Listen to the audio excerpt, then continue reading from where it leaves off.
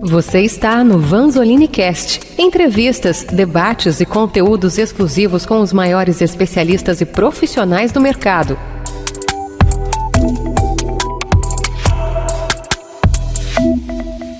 Sejam muito bem-vindos, vocês estão no Vanzolini Cast e hoje eu, seu professor Thiago Marum, estou aqui com um convidado mais do que especial para falar sobre dados, informações e como tomar decisões com inteligência artificial, ciência de dados e todo esse mundo que envolve aí essa parte, né? A ideia é a gente discutir aqui vários temas e que englobam as diferentes áreas do conhecimento, então gestão de operações, gestão da qualidade de dados, a gente vai acabar passando por várias áreas, inclusive até problemas menores do dia a dia, situações do dia a dia em que você pode usar essa parte toda de tecnologia, parte de modernidade, né, da gestão moderna e como tomar decisões com base em dados, tá bom?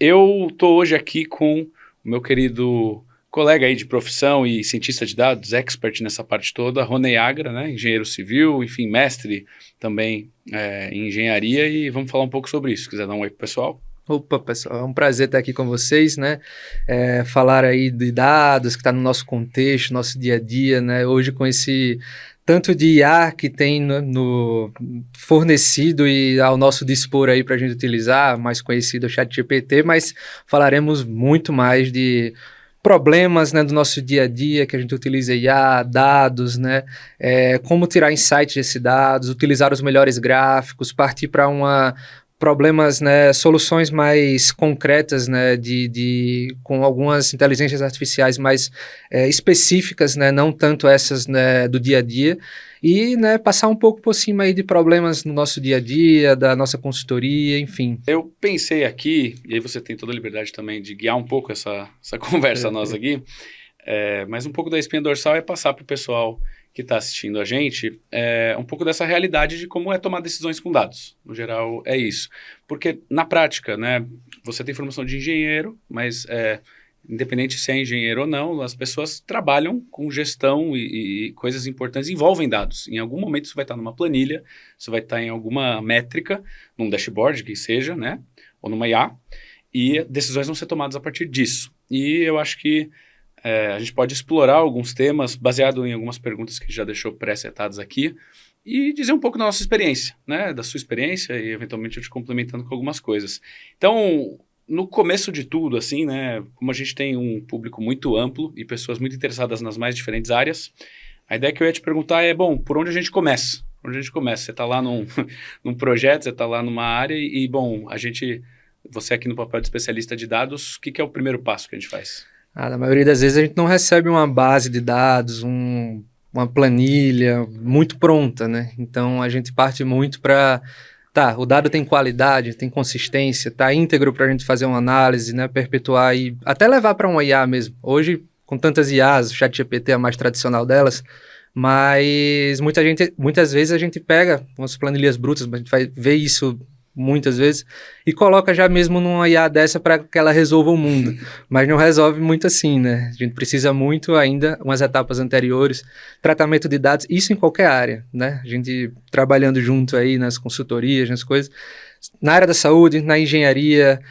no agro, muito raro vir, né, planilhas já prontas para a gente partir para uma análise. Jeito bom, né? O pessoal tem muito esse case, eu vou aproveitar essa sua deixa para aproveitar começando falando sobre segurança de dados, acho que é importante, Perfeito. É um tema que a gente vai discutir mais para frente, mas o pessoal que está nos ouvindo aqui, quer tomar decisões com dados, vai lá e joga um resultado numa IA. Tem que tomar uma certa cautela, né? A gente na parte profissional é o que mais toma cuidado, mas assim, às vezes uma ótima intenção vai trazer um prejuízo gigante que não tem volta, né? Então, como é que você vê, né? Como é que você faz, por exemplo, se você tem os dados ali, você está lidando com RH, você tem produtividade das pessoas e mediu delas de alguma forma, tem uma base de dados, uma planilha que seja, né? Pode ser desde um data lake até uma base de dados ali numa planilha. Você quer analisar isso, quem está mais produtivo, quem está menos produtivo, quem teve mais faltas, quem teve mais produtividade ali para bonificar, enfim.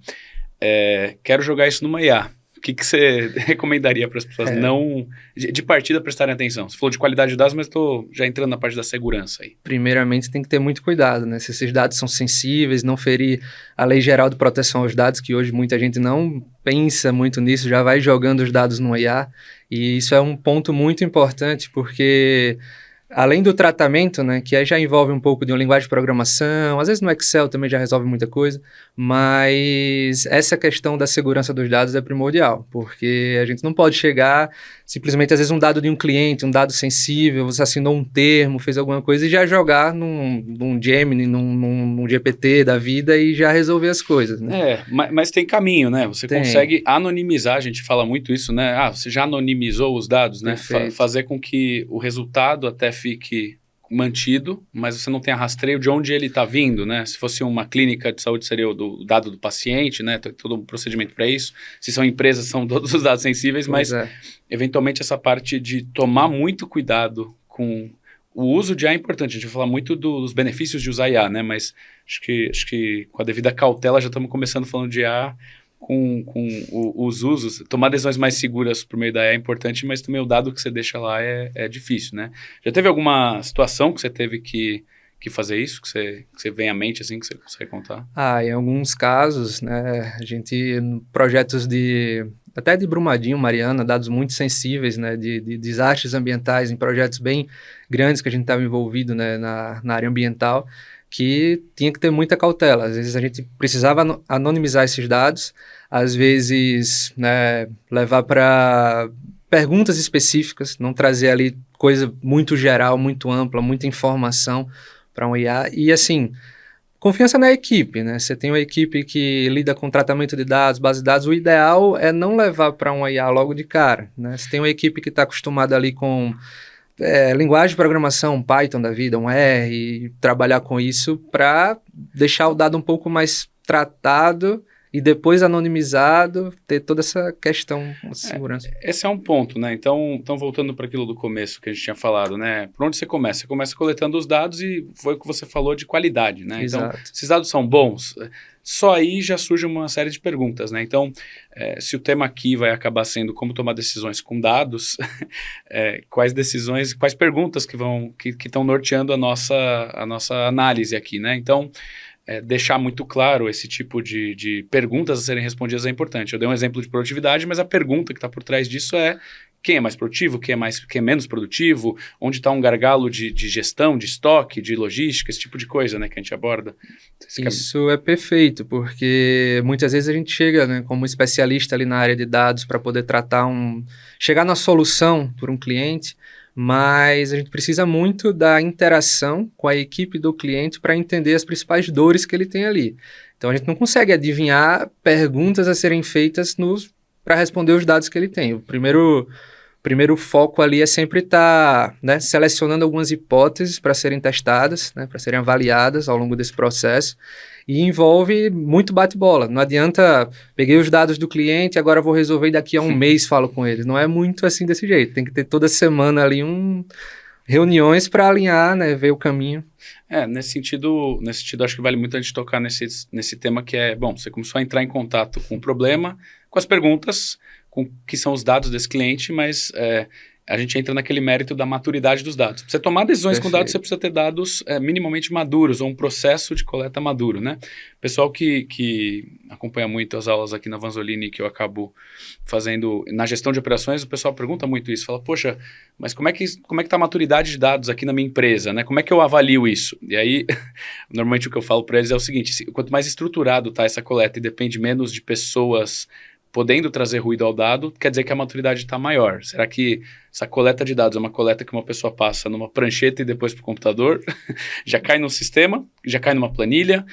Tem possibilidade de vazamento? Tem possibilidade de inserção de ruído, algum tipo de problema nos dados, né? Então, essa parte da maturidade dos dados, acho que entra muito junto nessa parte de até reduzir o trabalho, né? O retrabalho, porque se os dados não estão maduros, você está fazendo alguma coisa hoje, ela resolve o problema de hoje, amanhã você vai ter o mesmo problema porque os dados não estão num ciclo, né? Exato. Tem que sempre partir de uma estruturação, né? A gente não pode pegar um meio do caminho, tem que já resolver do banco de dados até possivelmente um dashboard que a gente quer apresentar esses dados, essas informações. Hoje se fala muito que já não se fala, já não é o novo petróleo, dados são o novo petróleo, não, já está até meio passado, mas assim... Mas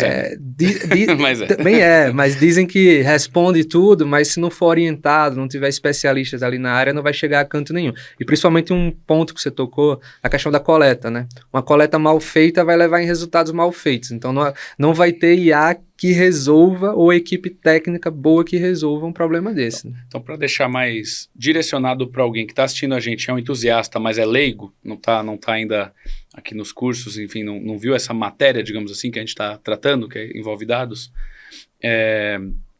uma das coisas que eu ia comentar vamos fechar esse tópico que é, por onde eu começo?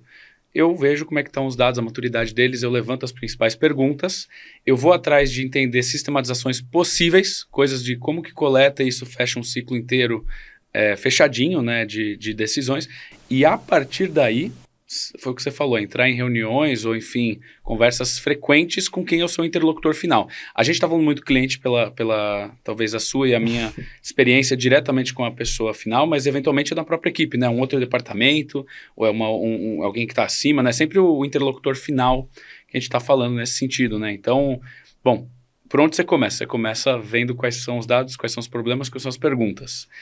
Bom, e a partir daí, eu tenho um tipo de dados, né? Tipo de pergunta, então eu tenho lá a produtividade de vários empregados, por exemplo, e o que é isso de tomar decisões com dados? Por onde que você pode começar a contar essa história com dados? Acho que a gente precisa ser muito crítico nessas perguntas que a gente faz. A gente tem uma mina de ouro, né, que são os dados na nossa mão, mas é preciso, né, conduzir uma boa análise com eles para chegar justamente nesses indicadores que você está pensando. Um gestor, né, um cliente ou até alguém da equipe precisa desses indicadores para poder, né, tomar algumas decisões, e isso é importantíssimo, né, essa questão ter a qualidade do dado, né, passar por um processo de tratamento eficiente, como a gente comentou, desde a coleta, até mesmo, né, expor esses indicadores de uma forma correta. Questão de gráfico mesmo, né, adianta ter uma boa análise, mas não saber, né, traduzir isso num gráfico? Então, nesse sentido, eu já vou te deixar uma deixa para falar de um pouco uma coletânea de gráficos. É que você... Por exemplo, a gente vai começar a tratar aí os problemas, a gente cria essa pergunta que é que equipe é mais produtiva? Eu tenho a produtividade listada para cada equipe, então é uma coluna, equipe A, B, C, D, E, produtividade da equipe A, da B, da C, da D, em várias semanas ao longo do ano inteiro. O que é um gráfico que eu posso fazer para comparar as coisas? Por onde eu começo? O primeiro passo, né, é sempre ver a questão das possibilidades de gráfico que você pode ter, né, e a partir disso, eu vou começar por um gráfico de barra para mostrar alguns quantitativos, algumas proporções, eu vou comparar alguns grupos, então vou trazer um box plot aqui para comparar no tempo, comparar grupos e tudo mais. Eu já vou analisar um gráfico temporal para ver ao longo do tempo como esses indicadores, né, estão a tendência deles, né, está aumentando, está diminuindo. Então, às vezes um gráfico só não traduz tudo aquilo que você quer. Você tem que fazer, às vezes, uma composição de gráficos, e hoje isso é muito importante, a questão do storytelling, né? Hoje muito se fala, né, de storytelling, de gráfico, de tudo, mas não é tão fácil, tão direto assim de chegar num ponto desse. O ideal é que o gráfico, né, ele já represente, ele já conte uma história toda ali por trás dos problemas que você tem naqueles dados, já conte a história, né, a evolução, onde você quer chegar. Nesse sentido, acho que é muito importante colocar aqui que é isso, né? Você fala com as pessoas, tem ideia das perguntas, começa a produzir um gráfico, que é algo novo, porque até então eram dados, eram números numa tabela. Agora o gráfico ele começa a traduzir isso numa imagem, né? Um gráfico de barras, um gráfico de pizza, um gráfico de box plot, por exemplo, que eu particularmente acho bem interessante. E aí também tem que tomar... O cuidado é não colocar gráfico algum, não conta história nenhuma. Difícil. Exato. Se olhar uma tabela, você está muito por dentro dos dados, fica olhando aquela tabela lá, você vê todas as tendências, mas quando eu apresento isso para alguém, a pessoa não tá com esse olhar. Agora também colocar gráfico demais, ou gráfico que é vazio, aí também até atrapalha, né? Então, essa parte das informações, acho que também... Você constrói um gráfico. Você pode construir vários, na verdade. Até uma etapa que a gente chama, né, que chama análise exploratória de dados, né, para quem está assistindo. A gente está conversando muito sobre uma parte que é o início de responder perguntas, e essa parte ela envolve você explorar os dados. Você não sabe se você encontrar uma mina de ouro ou eventualmente alguma coisa que não faz sentido, né? E nessa parte de explorar, você vai gerar vários gráficos. E aí, uma vez gerando esses vários gráficos, acho que vale, depois de um tempo você produz muito, e ainda com programação, com ajuda de IA, com Excel, com o que quer que seja a ferramenta, vale parar, falar, bom, eu tenho 30 gráficos na minha mão, mas espera aí, quais que me mostram alguma coisa e quais que não mostram, fazer um filtro, digamos assim, e não ser apegado, né? Eu aprendi muito isso aí ao longo da carreira acadêmica no mestrado, estudei por anos um ensaio lá específico, adorava esse ensaio, pô, minha vida era aquele ensaio quando estava estudando, surgiu um melhor e, bom, o que a gente vai fazer? Tem que saber desapegar Tem que saber desapegar, então, eventualmente você está fazendo o gráfico, ele deu muito trabalho, mas aí surge um melhor. Exato. Agora, o importante é essa história ser contada da melhor forma possível. Então, não colocar nada desnecessário e também não colocar um gráfico que é vazio por si só, que só tem, a receita foi desse para aquele valor esse mês para aquele. Tá bom, isso pode ser uma frase. Agora, você quer ver ao longo do tempo, a receita evoluindo, você pode colocar no próprio gráfico indicadores dessas coisas. Tem que contar uma história, né? E tem que ser fácil para interpretar nesse primeiro momento, né? E aí vem um ponto importante, essa interpretação, né? Como você bem comentou, às vezes muita informação é pouca informação. Você não sabe onde quer chegar, o que é que você quer trazer ali para um cliente, para uma equipe, né? E esse é um ponto-chave aqui também da conversa. Tudo que a gente cria, seja por IA, seja por análise, tem que ter sempre um senso crítico do que você está fazendo e trazer também, né, que os gráficos, a gente está tocando aqui no assunto do gráfico, que ele consiga, né, de uma forma leiga, né, o cliente, a pessoa que está ali envolvida, já bater o olho e entender o que você quer dizer, né? Ele não pode passar ali mais de um minuto tentando interpretar o gráfico para, o que é que isso quer dizer? Tem que ser bater o olho e já sabe interpretar, né? E até tocando no tema central aqui da conversa, né, inteligência artificial na área de data science, né, decisões com dados, esse senso crítico no que eu quero interpretar, no que eu quero mostrar no gráfico é importantíssimo, porque às vezes a gente faz chat ou qualquer coisa, me ajuda aqui, eu tenho esses dados, como que eu consigo, né, mostrar isso aqui no melhor gráfico?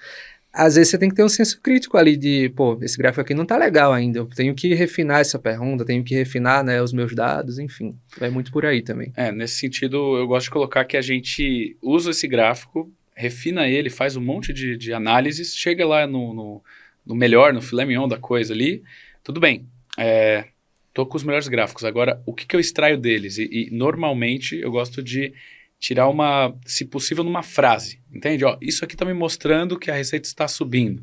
Isso aqui me mostra que essas produtividades podem ser ligeiramente diferentes entre equipes, mas não é tanto quanto a gente imaginou. Porque, normalmente, isso é um ponto que a gente não comentou, mas a gente vai mexer num tema sensível para as pessoas, porque os dados vão ajudar a tomar decisões.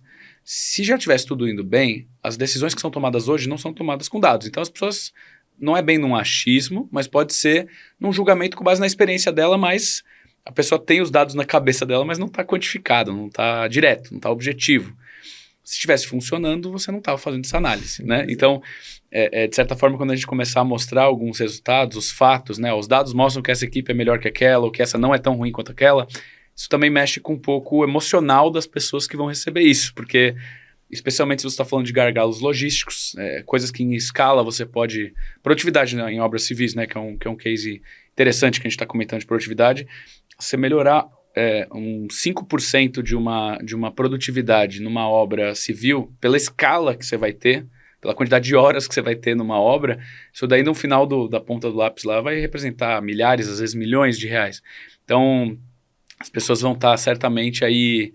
sempre tensas ou com alguma expectativa nos dados que você vai gerar. E por isso que ter noção do gráfico que você usou, ter noção do que você está querendo dizer, mas chegar numa frase. Falar, isso aqui isso daqui que a gente acreditava ser verdade é um mito, isso aqui não é um mito, ou, sempre como eu gosto de colocar, com esse gráfico eu estou chegando nessa conclusão, mas calma, vamos aprofundar mais. Eu acho que sempre tem que ter uma parcimônia entre também não querer ser o dono da verdade, porque... eventualmente nem nós que trabalhamos na área como especialistas em dados a gente crava, olha, isso aqui que está acontecendo, não, isso aqui é o que eu acho que está acontecendo, as pessoas vivem a empresa o dia todo, a equipe lá vive o problema o dia todo, se é um pessoal de marketing, essa pessoa que faz o post ou o que quer que seja a arte lá para divulgação, para uma conversão comercial, ela vive aquilo todo dia. Às vezes você que está mexendo nos dados, se não vive aquilo todo dia, tem que ter uma cautela em falar, pera, isso aqui funciona, isso aqui não funciona, não. Eu estou vendo que esse tipo de postagem funciona melhor. Faz sentido trocar essa interlocução com a pessoa que é a mais interessada nos dados, né? Você tem algum comentário nesse sentido? Senão a gente pula para o próximo. Não, perfeito. Você deu o conteúdo aí de marketing, né? O assunto de marketing. Então, seja no marketing ou qualquer outra área, né? Qualquer outro nicho, na saúde, na engenharia, no agro, como nossos cases aí que a gente tem, né? No marketing, por exemplo, né? Não adianta você estar ali com a melhor gestão de tráfego, melhor produção de conteúdo e não analisar aquilo. Tá, eu estou indo bem, estou indo mal, o que é que eu excluo? Muito se fala em teste AB no marketing, mas e aí? É analisado o teste AB? Ou outras ferramentas também, né, de análise. E o que você falou até, né, nessas conclusões com dados, a gente chega para colocar isso no dashboard, expor ali para o cliente, para alguém, né, essas informações, aí é o mais crítico. O que é que a gente coloca ali? Qual que é a nata da análise, né, que a gente chega ali? Aqui eu tinha deixado essa pergunta elencada aqui, eu acho que eu vou deixar você continuar nesse raciocínio, mas sem querer te cortar, porque eu acho que é a mesma, estamos na mesma linha aqui, que é como saber qual dado realmente importa para a decisão que eu preciso tomar. E aí, para saber o dado que realmente importa, depende do que você vai mostrar, né? Então, tem um pouco disso, né, também. Perfeito. Às vezes a gente tem ali milhares de colunas, né, num Excel da vida, num banco de dados, numa coisa assim. E tá, por onde eu começo, né? Eu tô perdido aqui, tem 200 colunas, tem 1 milhão de linhas, então para onde que eu vou? Como que eu reduzo isso para analisar, né? Às vezes a gente parte para alguns recursos aí dentro da estatística, da ciência de dados, né? Fazer um PCA da vida, usar uma técnica desse tipo para a gente conseguir enxergar alguns componentes, alguns grupos principais ali dentro dos nossos dados, né? Isso já vai ajudando. Quando a gente, por exemplo, pega um questão de Big Data, assim, né, com muitas informações, ter esse roteiro, esse passo a passo, né, para primeiro reduzir sua base e depois você conseguir entender o que é que está influenciando mais ali a resposta que o próprio cliente, a própria pessoa traz para você investigar, é fundamental. Isso é relevante também, não tem muito certo ou errado, né? Mas, bom, você vai começar com parcimônia, vai fazer as coisas com calma, ouviu o podcast aqui, falou, pô, legal, bacana, tal. Mas também a gente não tem tempo para fazer tudo numa análise. E muito a gente fala e muitas áreas comentam aquela coisa do 80-20, né? Às vezes com 80% do que você resolve, 80% dos problemas estão concentrados em poucas tarefas ali. O resto já é uma melhoria menor, né? Então, também tem isso, né? Às vezes o cliente quer muito uma parte, você tem 5 análises para fazer, digamos, e você não tem prazo, é para amanhã. Escolhe as que são mais relevantes, né? As 80%, tenta resolver 80% do problema, se não dá para resolver ele inteiro, né? Digamos assim. A gente vive muito esse dilema, essa dinâmica, na verdade, que é você acha que resolveu e aí entrega, especialmente uma parte em dados, e foi bem sucedida. Sua análise está correta, você mapeou bem, fez um diagnóstico legal sobre o que está rolando, e aí você descobre que as pessoas dão um feedback de novo, e essa análise continua. Você tinha acabado de terminar ela, tá tudo bem, e um sucesso pode gerar mais trabalho, que é bom gerar mais trabalho, mas essa também é uma visão que tem que se ter, né? O 80-20 ajuda, porque se eu não vou resolver tudo, eu vou resolver o mais importante para agora. Daqui a pouco uma nova discussão vai gerar novas coisas mais importantes e por aí vai. Acho que esse processo também, para o pessoal que está nos ouvindo, no geral, né? O pessoal que está nos ouvindo, é um processo que não tem volta. Você começa a tomar decisões em dados e você quer estar sempre embasado e a partir de agora você tem métricas, não é achismo. Você até vai usar a sua experiência junto das métricas, né? Então, um treinador de futebol hoje ele tem uma equipe de desempenho, certo? Ele já não toma mais decisões somente técnicas do que ele vê no campo, mas ele fala, pô, esse cara não tá aguentando correr tanto e tá tendo mais lesão. Eu não vou tirá-lo só porque o time precisa que ele saia, porque se eu deixar ele, a probabilidade de lesão aumenta. Esse tipo de exemplos, né, podem ser adaptados para outros casos. Mas aproveitando aí que deixa a coisa um pouco mais lúdica, sem tornar isso um problema de torcida, óbvio, você chegou a ter já umas análises em futebol, acho que dá para comentar um pouquinho disso. Por exemplo, como tomar decisões em dados. A gente falou muito de gestão de operações, a gente falou muito, você comentou Mariana Brumadinho, eu falei de produtividade, mas um outro tema como futebol. Então, por exemplo, tinha um jornalista, né? Comenta um pouco sobre esse case, que eu acho que é interessante o pessoal saber. Perfeito. Às vezes a gente fala, né, diversas técnicas, né, na estatística, na ciência de dados e... Nossa, eu consigo aplicar isso aqui que eu apliquei na saúde, na engenharia para dentro do futebol, um tema tão corriqueiro assim do dia a dia, né, cotidiano. E sim, a gente consegue trazer algumas técnicas, alguns gráficos que a gente comentou aqui, para dentro dessa análise. É o que você falou, hoje nada é baseado em achismo, né? Tudo com base em dados, com base na IA auxiliando esse processo, que foi o que a gente comentou aqui. Não adianta você jogar seus dados lá e a IA vai resolver tudo. Não, você tem que ter uma capacidade analítica e um senso crítico bem aguçado, né, para isso, para sempre estar questionando seus dados. E nessa do futebol, né, a gente, né, pegou aí um case bem legal, né, de analisar alguns comparativos, né, entre jogadores, desempenho. O time não era muito legal, né, o time de verde, assim, não era tão interessante, né? Mas é profissional, que estamos falando como profissionais, certo?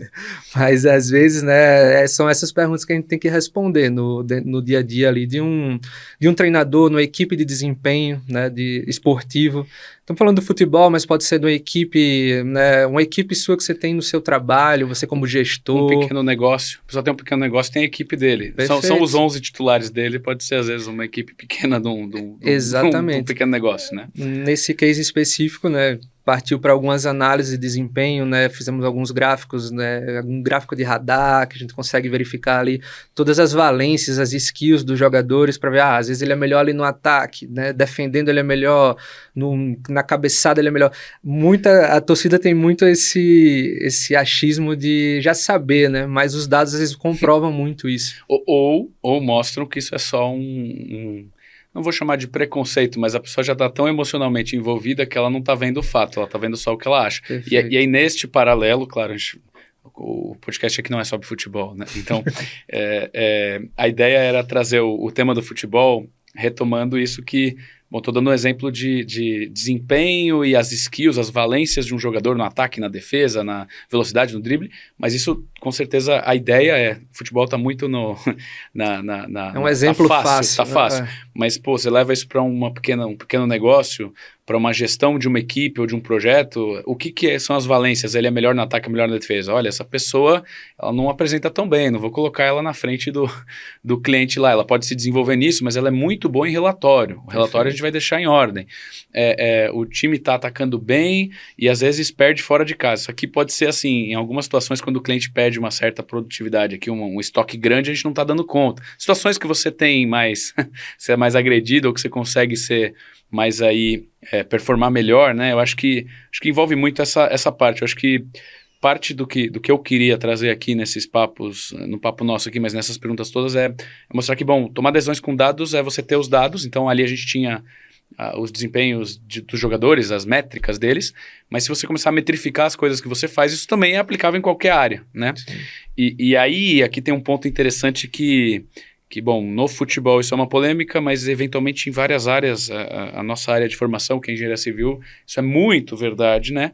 Porque dependendo do caso que você está e da área que você está, existe uma resistência a novas ferramentas ou mudanças de hábitos. Então, no futebol, aí a tecnologia do futebol é muita coisa, mas voltando agora para o tema que a gente originalmente ia falar sempre mais aqui, gestão de operações e essa parte toda aí, engenharia de qualidade, controle dos dados aí para quem está nesse segmento, né?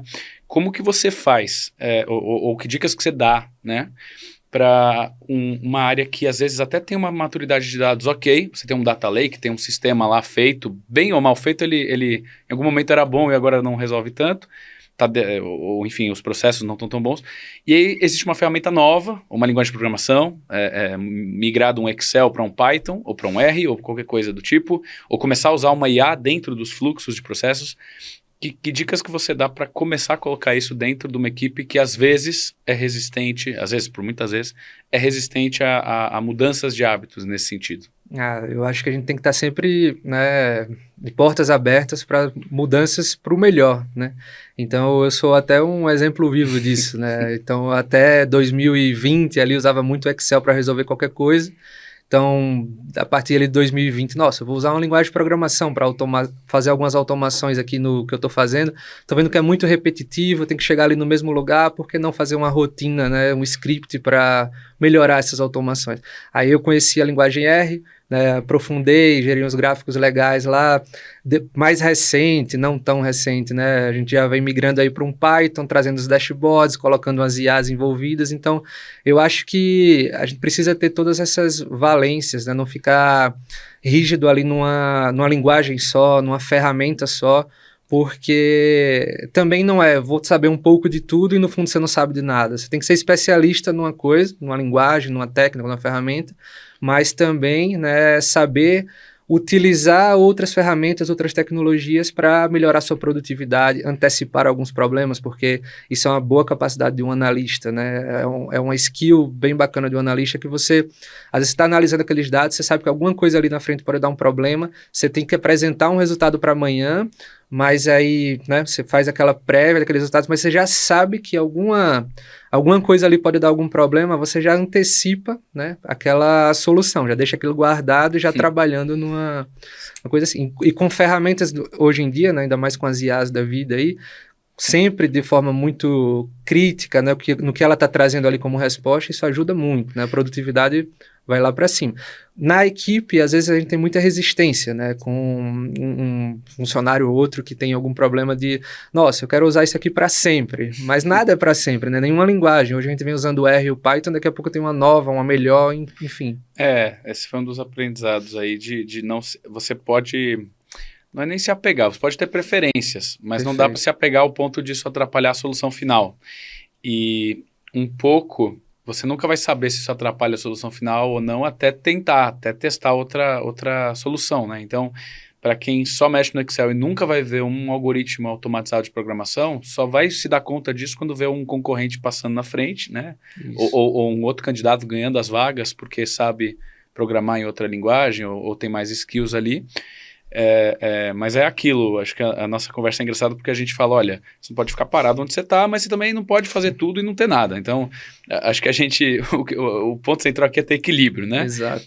Então, tudo bem, estar aberto a novas ferramentas é bom, isso quer dizer que a cada dia eu vou testar uma coisa, não é também a cada dia você ficar mudando todo o processo da empresa, não é sobre isso. Mas é mais sobre também aproveitar uma oportunidade, já que nesse momento essa é a ferramenta, vamos nos capacitar nela, né? Vamos nos capacitar nela para aproveitar isso como um aprendizado mesmo, uma skill que leva para frente. Eu vou dar um exemplo típico que a gente teve em negócios que eu acho que é bem relevante para o pessoal saber, né? A gente precisava, numa certa situação, pegar dados de outras empresas, potenciais clientes dessa que a gente prestava serviço. Então ele falou, olha, eu presto serviço para tal segmento de mercado e eu preciso mapear onde estão os meus consumidores. E no caso, o consumidor desse cliente eram empresas, então era B2B, né, que a gente chama, business to business. E aí, bom, como que eu vou fazer isso? Aí a gente conseguiu, com bases de dados abertas, que é um baita tópico legal também para falar de ciência de dados hoje em dia, a gente pode pesquisar no DataSUS, no IBGE, eventualmente nos dados da própria GovBR, dados da Receita. A gente baixou os dados de vários CNPJs, todos os CNPJs do país, e aí começou uma análise de dados com isso. E essa parte, poxa, até então eu ou minha equipe não tinha mexido com esse tipo de dados. Um dado do governo, digamos assim, e dados de empresas, né? Dado não é do problema da empresa, é dado da empresa mesmo, o KNAI, o código que ela serve, ou o tipo de tributação fiscal, essas coisas, né? Tá bom, e para mexer nisso tinha uma biblioteca, né, uma função muito pronta que era numa linguagem que eu não tinha muito convívio na época. A gente aproveitou que, se você como que eu diria, resistente a mudanças, a gente não teria feito nada, teria feito do nosso jeito, ou teria deixado para lá. Mas a gente viu, foi pesquisar, a equipe também comprou a ideia, você precisa ter uma equipe motivada, né? Mas aí não só por ciência de dados, né? Ter uma equipe motivada é importante. O pessoal comprou a ideia, a gente foi aprendemos a extrair isso. Hoje em dia tem aí uns repositórios abertos, quem quiser pesquisar, acho que deve encontrar fácil. Os dados da Receita mesmo estão no site do GovBR, então isso é fácil de achar, no DataSUS também. E, pô, o tanto de análise que dá para fazer, né? Eventualmente, a gente está comentando já de coisas de mercado, mas as pessoas que estão nos ouvindo, às vezes estão procurando uma vaga, por exemplo, se for esse o caso, né? Fazer o próprio portfólio com dados abertos é um primeiro ponto ótimo. Ah, mas eu não sei por onde começar. Bom, se tem algum problema na área da saúde, você conhece alguém que... vacinação, tá bom, baixa lá os dados do DataSUS, começa a fazer... Que perguntas que eu posso fazer? Ah, onde tem gente mais vacinada, menos vacinada? Onde eu tenho mais cobertura, menos cobertura? Isso dá para qualquer outra coisa. Eu dei um exemplo da área da saúde, mas enfim, hoje o que não faltam são dados, e aí um pouco da nossa conversa aqui, acho que vale colocar que isso é possível, assim, mesmo você estando muito no início, com uma IA te ajudando, o assistente ali a programar, analisar, e você tendo um bom senso crítico, dá para tirar muita coisa, né? Além da capacitação individual ali, estudar sempre, né? Hoje não tem desculpa para não ter um portfólio, né? Eu acho que nunca é bom começar logo um primeiro projeto com dados de um cliente, coisas assim, mas é como você bem falou, pega dados abertos que tem de todos os ramos hoje, na saúde, o DataSUS, enfim, todos os outros, e explora bastante, usa a IA para ajudar aí ser o seu parceiro de análise, né, o seu estagiário de análise, de repente, e explora bastante isso, porque ajuda, vai tendo sempre esse senso crítico que eu venho comentando e batendo nessa tecla, né, que eu acho que é muito importante. Hoje, às vezes a gente joga no ChatGPT da vida uma coisa, assume isso como a resposta máxima, né? E não é bem assim, tem que ter sempre esse cuidado de conferência, né? Mas é lógico, para quem está começando não tem tanto isso aguçado, né?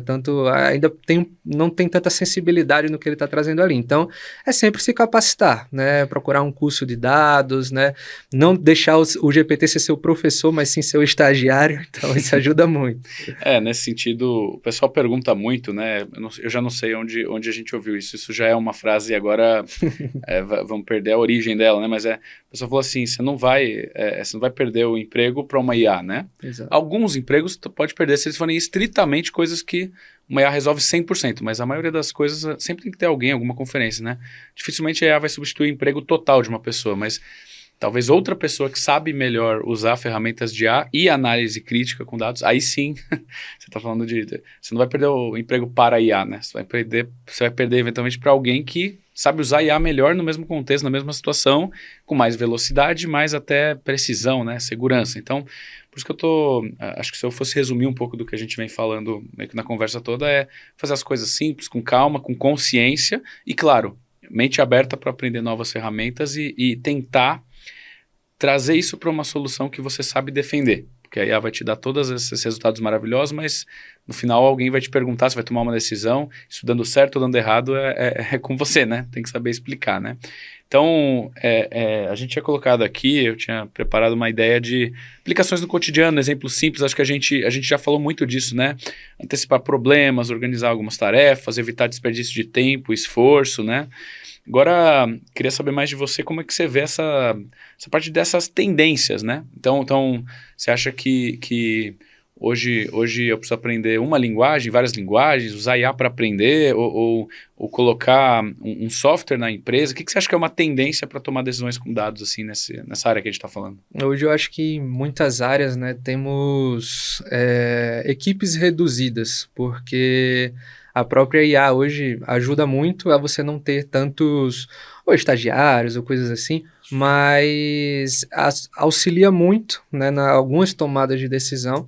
Então, você ser amigo da tecnologia é sempre importante, né? Então, muitas vezes, né, a equipe não está tão bem qualificada, então é sempre ter um pouco de laboratório, né? Reservado um pouco de laboratório, um pouco de tempo para testes, né? Então, uma nova linguagem, um novo software que dia a dia hoje está surgindo aí no mercado, né? Vamos, em tempos de águas mais mansas ali, que não seja muita entrega, muita correria ali na empresa, vamos reservar uns dias para fazer uns testes, né, em algumas coisas, em alguns softwares, pegar uma parte da equipe para conduzir um projeto teste, né, que não seja para um cliente ou coisa assim, para testar alguns softwares, algumas tecnologias, algumas linguagens, algumas IAs da vida, que hoje tem bastante IA aí que ajuda muito.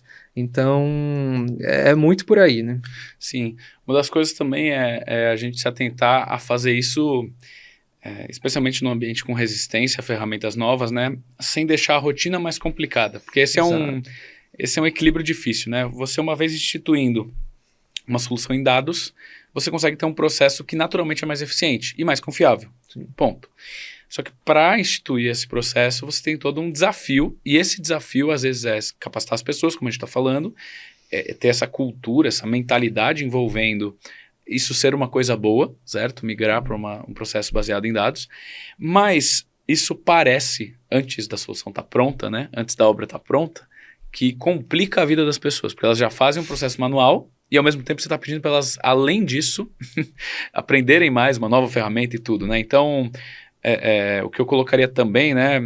Cada um na autonomia que tiver, na área que está, a gente sempre tem que, especialmente na área de tecnologia, e esse é um podcast aqui que a gente está falando muito, outros temas, e esse aqui, inclusive, são muito voltados à tecnologia e inovação. Então, sempre, infelizmente, para quem está em casa, vai ter que sempre estar disposto a dar um passo a mais, né? Para você gerar um balanço positivo, uma coisa nova, uma inovação, se você continuar fazendo o mesmo esforço, isso nunca vai acontecer. Você precisa gerar um desbalanço positivo, ou seja, às vezes isso pode representar trabalhar horas a mais ou estudar horas a mais, não sei qual que vai ser a saída, mas, bom, se esse horizonte que você está querendo atingir, ele realmente vai ajudar, e aí acho que a gente está dando vários motivos pelos quais eu acho que é vantajoso ter um horizonte assim baseado em dados.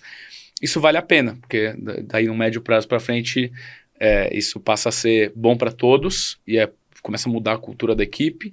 E eventualmente, né, se às vezes você não tem essa autonomia ou às vezes está meio, como que eu posso dizer, receoso, né, de mexer em processos, mexa nos próprios processos, faça coisas que você está fazendo com mais segurança, automatizando, mostre esse exemplo para os que estão no redor. Isso naturalmente é algo que contagia para o bem, digamos assim, né? Uma questão que é muito importante, né? No final do dia, a gente acaba fazendo muito isso, né? Como gestores, a gente coloca também a equipe com desafios e fala, bom, se virem aí, né? Tragam novidades, né? Deram ideias, agora sigam daí, né? E hoje, né, eu acho que a gente não pode, não tenha receio, né? Uma dica que eu deixo aqui é que não tenham receio de estarem aptos e abertos a novas tecnologias. Hoje a régua, né, do mercado, devido às IAs e tudo mais, está bem mais alta do que 5, 10 anos atrás. Então, se você está parado aí no tempo, né, não está apto a novas tecnologias, aprender alguma coisa nova, e hoje está fácil de aprender, de ter seu portfólio, né, com os dados abertos, com as tecnologias aí à vontade, você fica parado no tempo se não tiver aberto a essas novas mudanças, as novas tecnologias. É importantíssimo, né? Uma coisa que eu ia trazer aqui nesse é que, bom, a gente fala e claro, usa cases, usa estudos de caso grandes e coisas assim da vida profissional, mas isso tudo de dados, assim, com pequenas ações você já tem grandes resultados. Então, vou dar um exemplo. Bom, fiz um curso de programação, estou aprendendo tudo, fiz ali o curso de estatística, de estatística para qualidade, fiz o MBA aqui, eu estou aprendendo tudo e beleza, eu estou vendo, né, que um ente querido ali, uma mãe, um pai, esquece de tomar o remédio na hora certa e eu tenho um monte de ferramentas de programação e IA ao meu favor. Hoje não é impossível, pelo contrário, isso está na palma da mão e algumas horas de esforço, digamos assim, para quem até já está estudando o assunto, criar um aplicativo que, bom, dá tal hora, dá o alarme lá e manda uma mensagem. Isso há anos atrás você precisaria de uma equipe interdisciplinar, um negócio enorme, e hoje com alguns prompts, pedindo um pouco para a IA e já tendo uma mínima base em programação, você já consegue resolver um problema grande, que é uma pessoa importante para você, que é querida para você, tomar o remédio na hora certa, né? E se você consegue fazer isso nesse nível, com essa simplicidade, aí para empresas, né, porque esse é um problema do dia a dia das pessoas, às vezes está na casa das pessoas, mas você consegue fazer isso para a saúde, começa a fazer para a educação financeira, você naturalmente vai fazer para o tempo que você gasta numa tarefa, para o retrabalho que você tem em algum caso, para a comunicação interna, isso tudo começa, assim, às vezes são pequenas ações mesmo que podem gerar grandes resultados com uma parte de tecnologia, né, acho que um pouco é também instigar o pessoal aqui, dar dessa digamos, motivada de que, faz sua parte primeiro que as coisas naturalmente saem, né? Acho que é um pouco isso. E exemplos assim, né, de casa, como você deu, né, enfim, né, testes, né, ambiente meio que, onde você pode errar, né, você traz dados, testa métricas, traz no dashboard, no sisteminha, alguma coisa assim, mas ali você ainda consegue errar. Então, mas é a partir desses erros, a partir desses uso de IA e tudo mais, tendo mais esse senso crítico que você consegue, né, principalmente errar ali para não errar quando você estiver com um cliente, numa empresa, num trabalho, né? Então, testar dessas formas é importantíssimo, né? E hoje, como a gente vem falando aqui, né, ao longo da conversa, o dados abertos está em todo lugar. Você faz uma pesquisa simples hoje, você acha um monte de dados, né? Então, é isso aí. Tem essa questão também que a gente está falando muito, esse termo, eu acho que vale, já que estamos nessa posição e conversando sobre isso, também assim, o que é usar IA em cada caso também, né? Porque IA, né? IA, inteligência artificial, ok, eu sei o que é, tudo bem, mas e aí? Existem pessoas que usam, hoje o termo, quando você fala IA, você está muito associado a GPTs, um programa que responde para você em português ou na língua que você estiver colocando lá, que te devolve um texto, ou no máximo uma imagem, ou enfim, algum arquivo ali, um PPT, beleza. Isso é um tipo de inteligência artificial que é conversacional, né? E empresas usando IAs, acho que vale trazer uns exemplos assim, né? Que a gente acabou não abordando muito, mas que estão muito fáceis de abordar, né? Antigamente a gente tinha aquelas perguntas frequentes que as empresas faziam, né? O FAQ, as perguntas frequentemente colocadas ali, né? Hoje em dia isso é fácil de colocar um chatbot, que o pessoal chama, né? Construir uma IA conversacional, um GPT adaptado ali para a realidade da empresa. Fala, pergunta o que você quer saber das nossas... por exemplo, regras de devolução de um produto numa empresa que entrega produtos, por exemplo. Isso é um tipo de IA. Você pode eventualmente querer implementar isso na sua empresa, né? Colocar ciência de dados e colocar mais IA conversacional na empresa. Existem outras IAs que são mais analíticas, e acho que essas eu vou dar mais valor aqui porque elas são menos caixa preta, né? Acho que é bonito falar que usa inteligência artificial, mas também qual inteligência artificial você está usando, o que é usar inteligência artificial no seu caso. Então, existe essa que são as conversacionais, é um ramo, né? Existem aquelas que extraem informações de imagem, essas são também igualmente relevantes, a gente chama isso de visão computacional, deixar para o pessoal ali... E até pouco explorada, né? Pode ser um ramo bem legal aí para quem está querendo ingressar na área, né? Pouco explorado, você tá lá... Tem um case nisso, né? Que é de drones, né? Na área de civil, inclusive, que a gente é formado. Que vou começar ele, aí você me complementa que você tem mais expertise nisso daí, né? Tem muita gente hoje que faz essas inspeções de fachada, todo mundo mora em alguma edificação em algum lugar, né? Bom, em prédio você tem as fachadas lá e sempre tem problema de vazamento, por exemplo, né? E aí, como é que eu resolvo isso? O pessoal sobe lá, bate o martelinho, fica ouvindo se tem algum tipo de ruído, alguma coisa. Se tiver muito oco, tem um vazamento, tem um problema. É assim que se resolve hoje. Com inteligência artificial, de visão computacional, que é essa que a gente está falando, já tem soluções para resolver isso, porque o cara às vezes sobe, fica... 2 semanas, mais ou menos? 1, 2 semanas? Até mais. Para fazer uma fachada do prédio inteiro, de uns 10 andares, assim, né? Até mais. Beleza, então você tem que separar a fachada toda do prédio, aí se é um prédio comercial, já era, né? Às vezes interdita, precisa de uma série de regulamentos aí para procedimentos também. Então uma semana, 1 a 2 semanas, 10 dias para fazer isso. Se é num prédio residencial, você tem a chateação dos condôminos, mas se é num prédio comercial, você pode atrapalhar trabalhos inteiros, né? E a pessoa fica lá num balancinho, né? Numa cadeirinha. Acho que as pessoas já viram. Se não viram isso, é bem preocupante, né? Porque a pessoa tá tem todas as regras de segurança, mas assim, a pessoa tá não sei a quantos metros do chão. E aí, hoje em dia, você tem essa parte dos drones, né? Se você quiser me complementar, eu vou só colocar o termo, mas acho que você sabe mais do que eu disso. O pessoal voa hoje em dia com drone, e aí faz isso, o que poderia ser feito em 14 dias com uma pessoa no método convencional, se faz em uma manhã. O que é usar o drone, né? Você sobe com o drone, com uma câmera. Isso. Essa câmera pega em Full HD ali as fissuras ou qualquer tipo de mancha na fachada, mas você coloca uma câmera térmica também. Putz, aí a coisa muda de começa patamar, a enxergar, né, com o auxílio da câmera térmica, patologias, anomalias que você já não tinha, né, enxergadas a olho nu. Então, com essa visão, né, esse infravermelho, você consegue ter algumas patologias nesse sentido.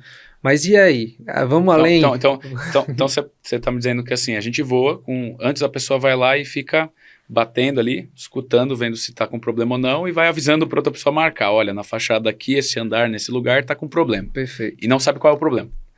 Com uma câmera térmica, que é tirar uma foto como se fosse um raio-x da infraestrutura ali, da estrutura, você vê diferenças de calor. Onde tem algum problema de vazamento, por exemplo, de água, vai estar mais frio do que onde não tem, né?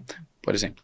Então, só com a imagem você já ganhou muitas horas, né, de inspeção. E o drone você voa lá por uma manhã inteira, passa 2, 3 vezes ainda na fachada dos prédios, e uma manhã você não precisa nem interditar muita coisa, né? Já passa rapidinho, já faz tudo, beleza. Hoje, aí chegamos onde eu queria comentar, né? Hoje o pessoal já está desenvolvendo modelos, né? A gente acabou até pesquisando isso e vai dar continuidade numa pesquisa dessas no doutorado, sobre como, a partir da imagem térmica, já pré-classificar. Você dá um vídeo, o drone passa pela fachada inteira, a partir disso você rodaria um programa, um modelo de IA, que as pessoas falam modelo de IA, e a partir da imagem a gente já detecta, olha, isso aqui é um vazamento no 2º andar, está mapeado aqui, ó, na planta, já no mesmo momento. Esse tipo de solução, eu estou falando de visão computacional em edificações porque a gente é engenheiro civil, mas qualquer tipo de problemas que as pessoas tenham com imagem, uma imagem eu consigo detectar alguma coisa, então você já consegue resolver, né? Você consegue detectar, por exemplo, como é que eu colocaria? Você está numa feira e o fluxo de pessoas. Você faz um mapa de calor do fluxo de pessoas numa feira. Sabe como é que está a intensidade disso para o cara que vai vender ou não vender? Ou num supermercado, né? Onde que eu devo colocar? Né? Localizar carros, cores, placas. Hoje é tudo...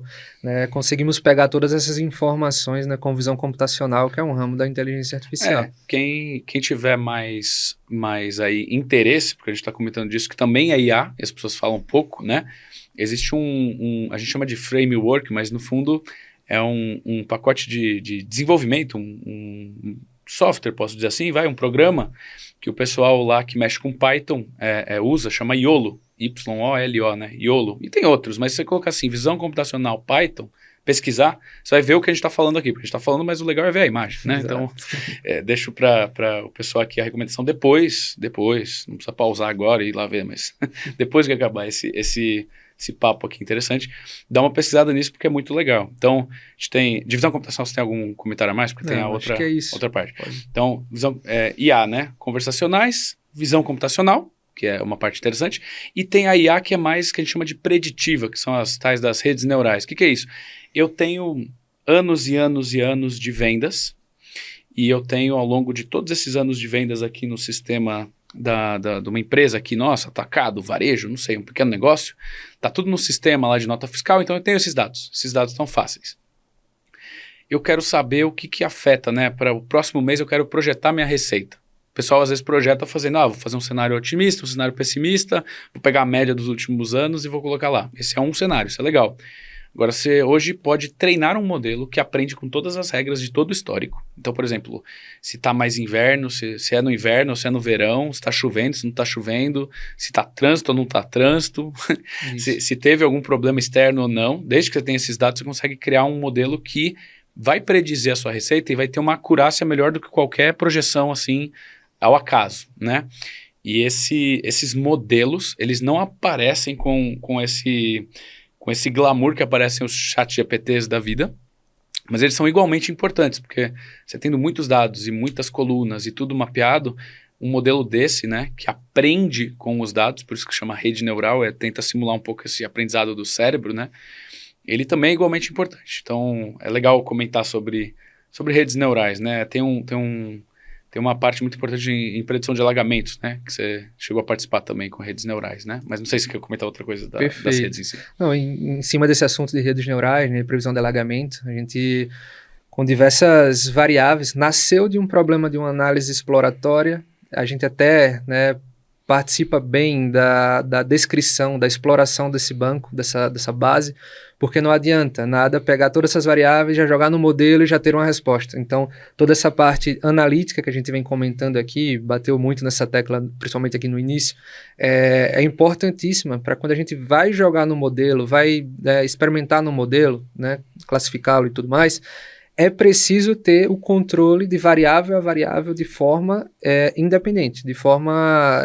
entender cada coisa por vez. Perfeito, é isso, perfeito. Né? Para depois, né, a gente misturar elementos e chegar numa resposta. Então, acho que isso é fundamental. É isso que faz o link com a parte exploratória, com a parte de análise que a gente veio falando no início. Então, para fechar um pouco e encaminhar aqui para o final, né? Como é que eu posso começar a usar hoje os dados de forma mais prática e simples? Acho que a gente falou um pouco sobre todo esse roadmap, digamos assim, né? Esse fluxo. Você começa entendendo os dados, as perguntas, vai passando pela maturidade dos processos, a resistência a mudanças ou não na equipe.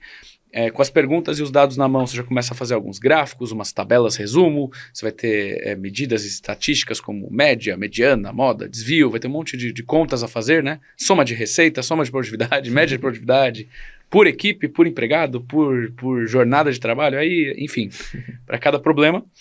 Começou a ver padrões nisso e filtrar tudo, começa a colocar isso num dashboard, num painel, beleza? Só aqui você já tem 80% do problema resolvido, 80% que a gente já está satisfeito. E já tem a visão global do seu problema, né? Muitos projetos, sejam eles pequenos ou grandes, terminam aí, nessa etapa. Já resolve o problema do cliente. E não falamos de IA. Exato. Ainda não falamos de IA nesse momento. E isso já resolveu muito, isso é uma boa parte do trabalho. Exato. Só o tratamento dos dados, às vezes, de um data lake ou de uma base de dados para chegar nesse ponto já é muito, muito do tempo. E aí daqui em diante, deu certo, vale sim usar uma inteligência artificial, ou com visão computacional, se o seu problema tiver imagens. Pode ter sons também, você tirar a interpretação de coisas com sons ou com palavras. Usar um GPT, um Gemini, alguma coisa assim, ou uma rede neural.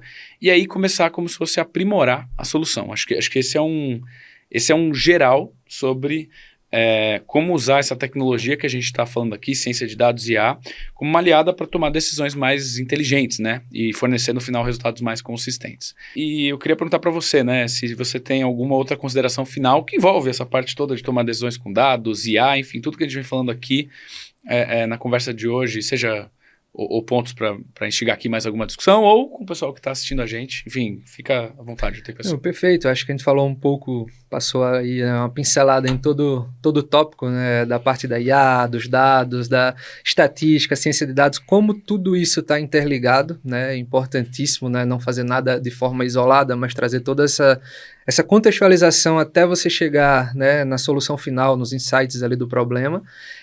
Muitas vezes usar a IA para ajudar, né, como eu falei aqui, até falei brincando, ajudar como um estagiário no seu dia a dia ali, ou, né, às vezes a gente passou por toda a parte de ciência de dados, análise de dados e vai chegar numa solução um pouco mais robusta, fugindo um pouco desses clássicos ChatGPT, né, então assim, eu acho que é isso, né, eu agradeço aí imensamente a participação, uma honra estar aqui. E é isso. Bom, foi um prazer te receber aqui no Vanzolini Cast. E para você que assistiu a gente, esse é mais um episódio aqui que eu tive o maior prazer de ter com vocês. Espero ver vocês em outros papos como esse ou nas nossas aulas aqui na Vanzolini. E a gente se vê numa próxima. Até lá. Valeu! Você ouviu o Vanzolini Cast, o podcast da Fundação Vanzolini. Obrigada!